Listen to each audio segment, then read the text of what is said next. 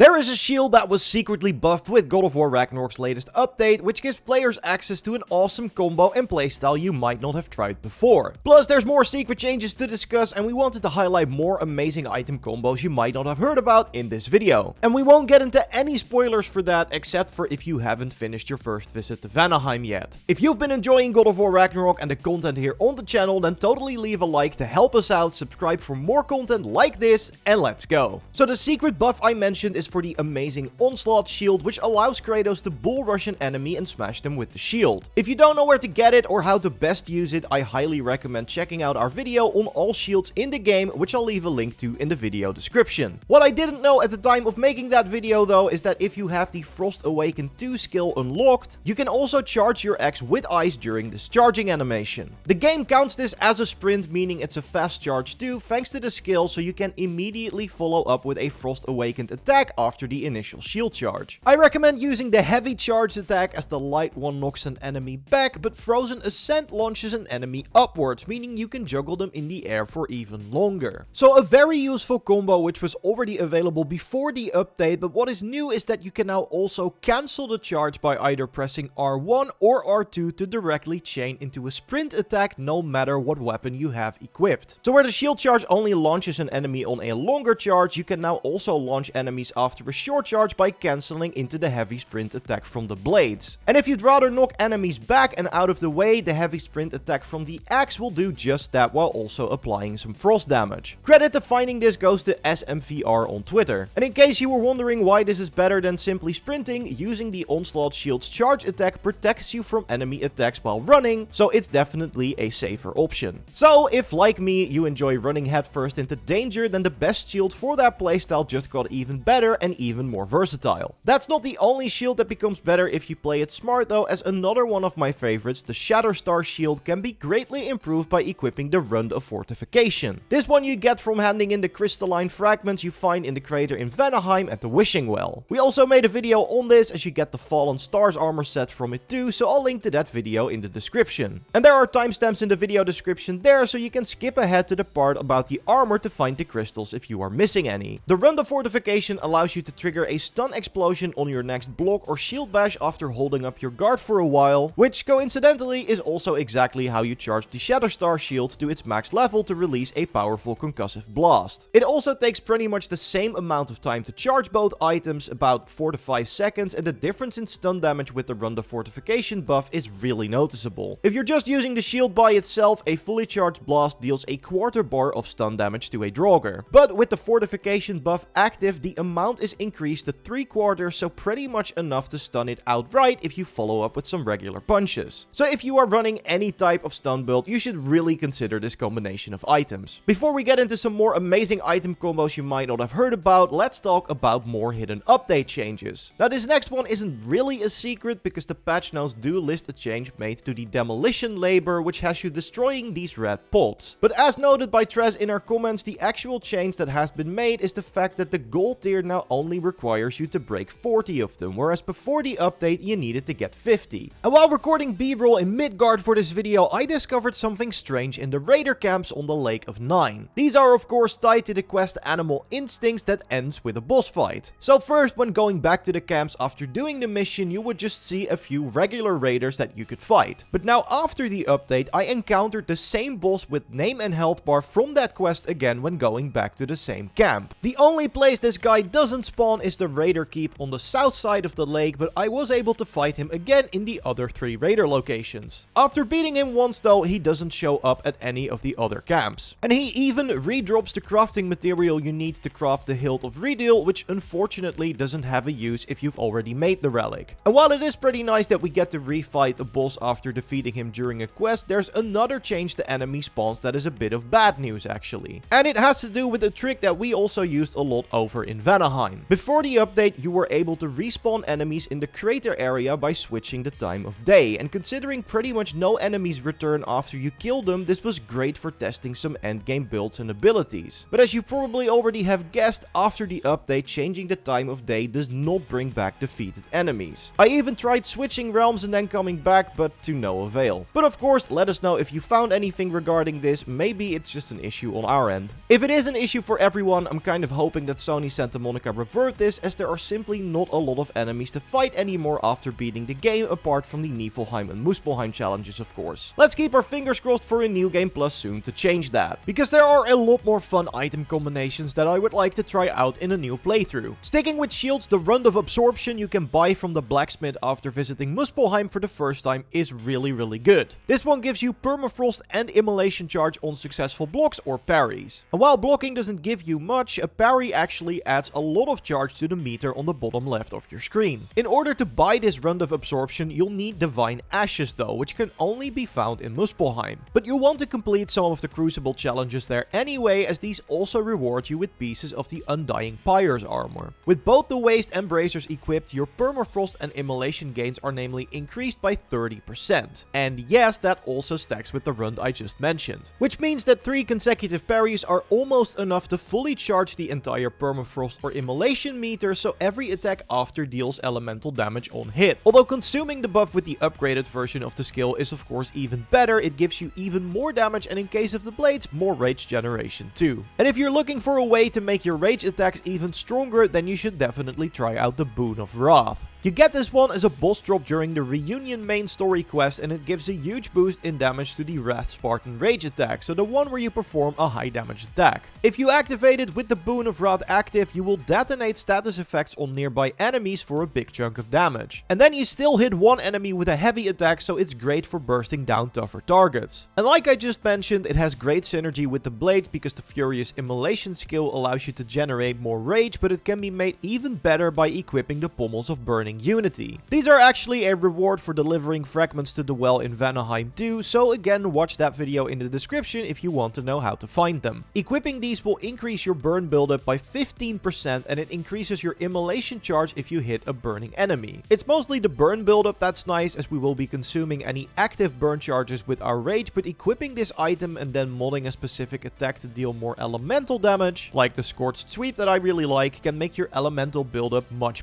better. And again, once an enemy is burning, you can deal huge damage thanks to the Boon of Wrath. And there's actually another really fun way to increase your overall damage, but in order to show it, we need to get into some pretty major spoilers. If you haven't finished your second visit to Svartalfheim yet, turn off the video here and don't forget to subscribe on the way out.